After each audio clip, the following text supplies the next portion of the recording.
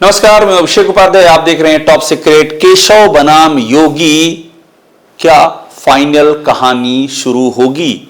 और मैं आपसे बात इसलिए कह रहा हूं जो कि 2017 से चल रहा है, कंटिन्यूएशन में चल रहा है कि केशव मौर्य का हक था कुर्सी पर, लेकिन वो हक किसी और को दे दिया गया। जैसे कि एकलव्य बनाम अर्जुन का एक पुराना ऐतिहासिक संघर्ष हो कि एकलव्य को वो हक मिलना चाहिए था राज सिंहासन का, लेकिन मिल किसी और को गया।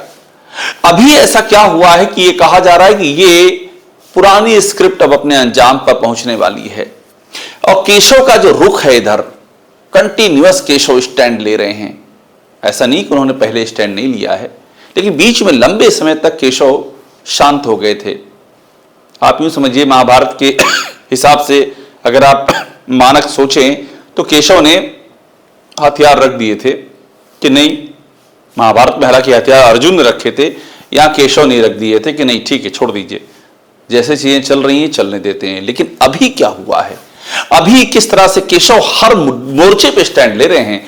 शंकराचार्य का मोर्चा होता है, केशव का स्टैंड है। ब्राह्मण विधायकों की बैठक होती है, केशव का स्टैंड है। यूजीसी का मुद्दा होता है, केशव का स्टैंड है। अभी हाल में सबसे ताजा मामला मैं आपको बताने जा रहा हूं इन सबके बीच में, ब्रजभूषण राजपूत और स्वतंत्र देव का जो मामला हुआ है, वहां कहीं केशव सीन में नहीं है, लेकिन वहां भी केशव को सीन में ले आया गया है। इसका मतलब क्या है? इसका मतलब यह है कि केशव मौर्य से इतनी ज्यादा समस्या अब क्यों शुरू हो गई है जो बीच में नहीं थी, अचानक से क्या हो गया है। और ये यूपी में होता है कि जब असुरक्षा बढ़ती है सत्ता की, तो सबसे पहला वार जहां होता है वो नाम है केशव मौर्य। और ये वो दौर है जब सत्ता की असुरक्षा अपने चरम पर है। इतनी असुरक्षा कभी नहीं रही। हर दिन सत्ता का इकोसिस्टम ये मानता है कि ये सत्ता का आखिरी दिन हो सकता है। पार्टी की सत्ता नहीं, व्यक्ति विशेष की सत्ता का। और उसको डर इसलिए भी कि व्यक्ति विशेष की सत्ता का जमीनी आधार नहीं है। यह रिपोर्ट दिल्ली के पास है कि आज अगर मतदान करा लिया जाए बीजेपी के विधायकों में, तो संभवतः आधा दर्जन विधायक भी नहीं मिलेंगे जो योगी आदित्यनाथ के साथ खड़े हो जाएं। आधा दर्जन भी नहीं मिलेंगे, 6 भी नहीं मिलेंगे। ये रिपोर्ट है दिल्ली में, और इस बात का एहसास खुद योगी आदित्यनाथ को भी है। तो ऐसे में उनके पास दो ही चारा है सत्ता बचाए रखने का।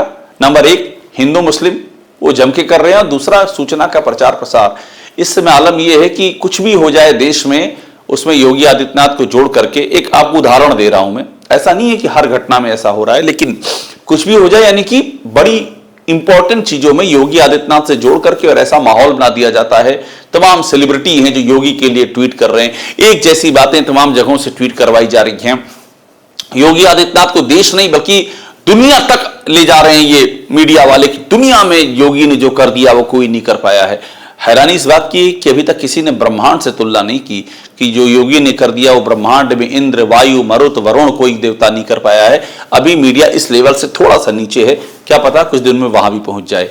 अब देखिए, ये तस्वीर बहुत वायरल की जा रही है। ये तस्वीर है किसकी? केशव मौर्य और साथ में ब्रजभूषण राजपूत। ये तस्वीर वायरल क्यों की जा रही है? इसलिए वायरल की जा रही है कि कहा जा रहा है कि ब्रजभूषण राजपूत के पीछे केशव मौर्य है, और ये तस्वीर पुरानी है। ये करीब 1 साल पुरानी तस्वीर है, और ये तस्वीर एयरपोर्ट की तस्वीर है जहां पर केशव मौर्य ब्रजभूषण राजपूत से इनकी मुलाकात होती है, और वहां पर कंधे पे हाथ रखा हुआ है। लेकिन ये आज वायरल क्यों की जा रही है और कौन इकोसिस्टम वायरल कर रहा है?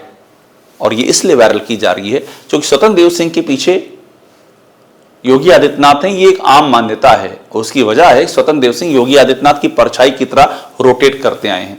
यह भी कहा जाता है कि अपने विभाग में कम रहते हैं, योगी आदित्यनाथ के साथ ज्यादा रहते हैं। यहां तक तस्वीर सामने आई कि नए अध्यक्ष पंकज चौधरी ने कानपुर में बैठक बुला ली, कानपुर बुंदेलखंड क्षेत्र की। वहां कुर्सी पर नाम लिखा था स्वतंत्र देव सिंह का, और स्वतंत्र देव सिंह कहां थे? योगी आदित्यनाथ साथ हेलीकॉप्टर में बैठ करके मेरठ में खेल विश्वविद्यालय का निरीक्षण योगी आदित्यनाथ करना था, वहां उनके साथ साथ चल रहे थे। फिर वहां से देवबंद चले गए, संगठन की बैठक छोड़ करके ये घूम रहे थे स्वतंत्र देव सिंह।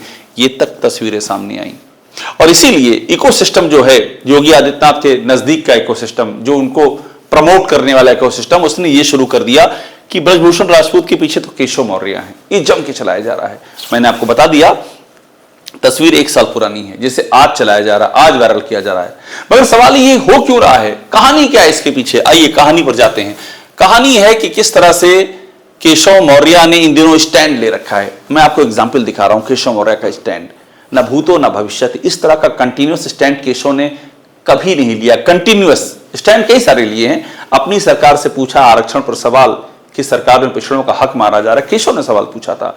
नजूल का बिल योगी आदित्यनाथ लेकर के आए, उनकी सरकार लेकर के आई, केशव ने रोक दिया, विधान परिषद में नहीं पास होने देंगे, ये नुकसान करेगा बीजेपी को। लेकिन वो कभी कभी के स्टैंड थे, अभी कंटिन्यूअस चल रहा है। देखिए सतुआ बाबा, ये मैंने लिखा था इसको, केशव ने इशारों में एटम बम फोड़ दिया। अधिकारियों से प्रयागराज में कहा सतुआ बाबा की रोटी के चक्कर में ना पड़ो, क्लियर कहा है। ये हैं केशव मौर्य और यहां मनीष वर्मा, और ये वो मनीष वर्मा हैं प्रयागराज के डीएम जो कि सतुआ बाबा के आश्रम में रोटी पलटते हुए पाए गए थे। क्या जरूरत थी आपको? आप बजाय इसके की व्यवस्थाओं को देखें, आप सतुआ बाबा के आश्रम में और क्यों पलट रहे थे? क्योंकि सतुआ बाबा योगी आदित्यनाथ की बेहद करीबी हैं। जहां भी योगी आदित्यनाथ जाते उनके आसपास सतुआ बाबा। और आलम यह हुआ, अब आप देखिए किस तरह से चल रहा है। केशव मौर्य ने यह चेतावनी दी डीएम को, मनीष वर्मा को, और योगी ने क्या किया, इसके बाद भी वो सतुआ बाबा के आश्रम में योगी आदित्यनाथ चले गए और जाकर के यह भी कह दिया सबको एक दिन सतुआ बाबा के पास ही आना पड़ेगा। यानी कि योगी आदित्यनाथ ने मैसेज दिया कि केशव जो कह रहे हैं मत ध्यान दो, मैं खड़ा हूं सतुआ बाबा के साथ। यह परसेप्शन गया, यह मैसेज गया। लेकिन केशव ने यहां भी स्टैंड लिया। मैं कह रहा हूं ना, कंटिन्यूएशन में हो रहा है। आप देखते जाइए, बहुत ही रोचक कथा है ये जो इस समय चल रहा है। अब देखिए एक और, ये भी मैंने लिखा, ये भी इंपॉर्टेंट था। केशव मौर्य भगवान शंकराचार्य, केशव मौर्य का योगी आदित्यनाथ की अगुवाई वाली व्यवस्था पर एक और प्रहार। साफ कहा संत का अनादर नहीं करना चाहिए, जिसने किया है जांच करेंगे और उसके खिलाफ एक्शन लेंगे, ये केशव ने कर दिया। ये कौन, किसके बारे में कह रहे हैं? ये उन शंकराचार्य के बारे में कह रहे हैं जिनको योगी आदित्यनाथ ने इशारों में कालने में कह दिया, जिनको स्नान नहीं करने दिया गया, जिनके ब्राह्मण बटकों की शिखा खींच के पुलिस वालों ने मारा और उन पर आज तक एक एक्शन नहीं हुआ। केशव ने एकदम अपोजिट स्टैंड लिया, कह दिया कि वो तो भगवान हैं और ये कहा कि कार्रवाई करेंगे। अब ये जानते हुए कि कार्रवाई करना उनके अधिकार में नहीं है। जिसके अधिकार में है उसने तो एक पुलिस वाले पे कार्रवाई नहीं की, एक कांस्टेबल पे कार्रवाई नहीं की। आरोप ये लगा कि ये सब उसकी मर्जी से हुआ है, ये भी आरोप लगा।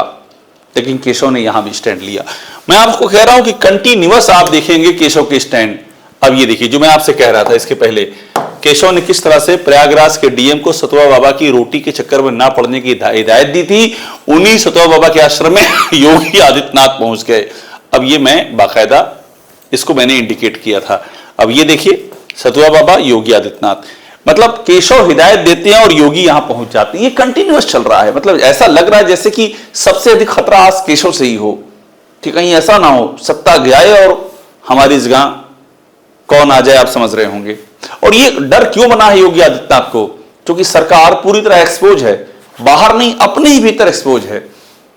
अपने डिप्टी सीएम से नहीं बनती है, अपने प्रदेश अध्यक्ष से 36 का आंकड़ा लगातार बना हुआ है, अपने कार्यकर्ताओं से नहीं बन रही है, अपने विधायकों से बातचीत, विधायक मंत्री अपने धरना दे रहे हैं अलग अलग जगहों पर। कहीं कानपुर में धरना, देहात में धरना हो रहा है, कहीं हरदोई में धरना हो रहा है। अपने ही विधायक शिकायतें कर रहे हैं, अपने ही कार्यकर्ता लाठी खा रहे, एबीवीपी की पीठ तोड़ दी जा रही है लाठी से, बजरंग दल धरना दे रहा है।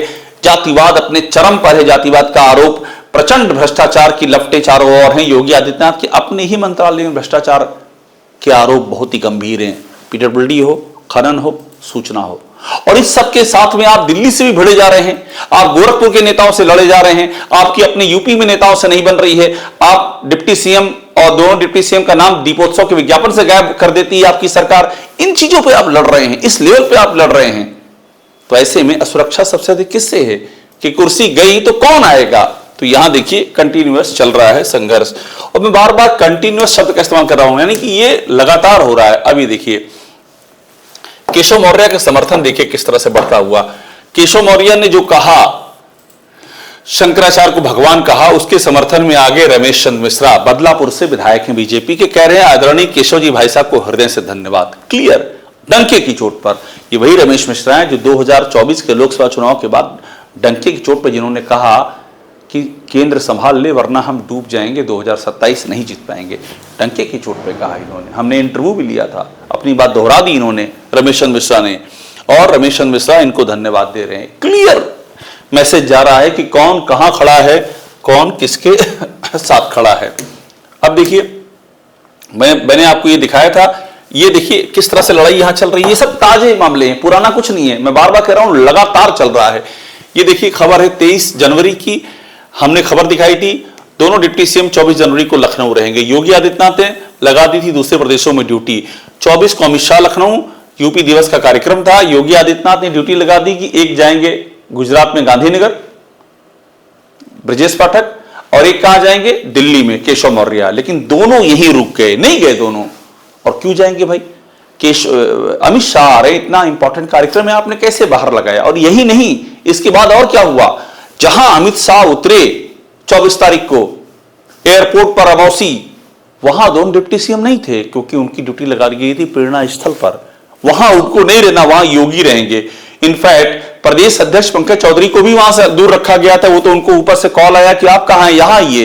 वो तेजी से पहुंचे और वो स्वागत की लाइन में पीछे भी रह गए। मैंने आपसे कहा ना, योगी आदित्यनाथ की राजनीति का लेवल आप देखिए कहां तक जाता है वो। अब ये कहानी, इसके बाद मैंने ये बताया केशव मौर्य का कद कैसे बढ़ रहा है। इस बीच में देखिए, बिहार चुनाव जिताने में अहम भूमिका निभाने वाले डिप्टी सीएम केशव मौर्य की एक और महत्वपूर्ण भूमिका, बीजेपी विधायक दल के नेता के चुनाव के लिए केंद्रीय पर्यवेक्षक नियुक्त किए गए वो, और केंद्रीय मंत्री अर्जुन मेघवाल और साध्वी निरंजन ज्योति को सह पर्यवेक्षक बनाया गया। केशव मौर्य उप मुख्यमंत्री, केंद्रीय पर्यवेक्षक, कंटिन्यूएशन में उनका कद बढ़ रहा है। और ये भी योगी आदित्यनाथ के लिए चिंता का सबब बन सकता है। इससे भी आइडिया तो लगता है ये क्या होने जा रहा है। केशव मौर्य पहले बिहार के सह प्रभारी, उसके बाद विधायक दल की बैठक के वहां पर मुख्य पर्यवेक्षक, वो मॉस्को जाता है डेलीगेशन भगवान बुद्ध की अस्थियां लेकर के, उसके अगवा करता केशव मौर्य। समझ में तो आ ही रहा होगा ना अगले को कि ये क्या हो रहा है और इसका इशारा क्या है। अब इसके बाद ये देखिए एक और कहानी है, ये भी हाल फिलहाल का मामला है, कंटिन्यूएशन, ये अक्टूबर 2025 का है। योगी आदित्यनाथ के करीबी पूर्व चीफ सेक्रेटरी, उनको 10 करोड़ की रिकवरी नोटिस जारी हुई, केशव मौर्य की सहमति से जारी हुई और फिर इसको रद्द कर दिया गया। यह भी हुआ, मालूम था, ये बिहार चुनाव के समय की बात है। केशव मौर्य को पता था कि रिकवरी नोटिस जारी अगर होगी तो ये मनोज कुमार सिंह तो बहुत करीबी ही योगी आदित्यनाथ के, इस पर अड़ंगा लगाया जाएगा। इसके बाद भी रिकवरी नोटिस जारी हुई, उनकी सहमति से जारी हुई, बाद में उसे खारिज करा दिया गया।